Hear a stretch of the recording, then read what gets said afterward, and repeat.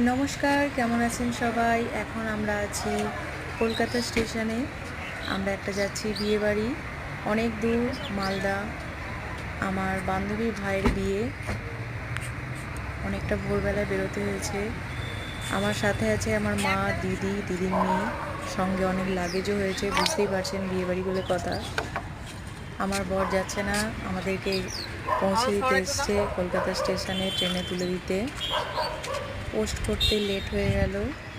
বিয়েটা ছিল 11ই আগস্ট, তো আমরা আগের দিনই বেরিয়ে পড়েছিলাম।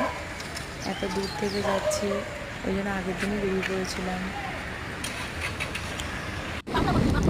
আমরা ট্রেনে উঠে পড়েছি, আমরা মাঝ রাস্তাতে আছি, ট্রেন ছেড়ে দিয়েছে। আমরা ফারাক্কাতে চলে এসেছি। ভীষণই সুন্দর এবং ভীষণই ভয়ঙ্কর।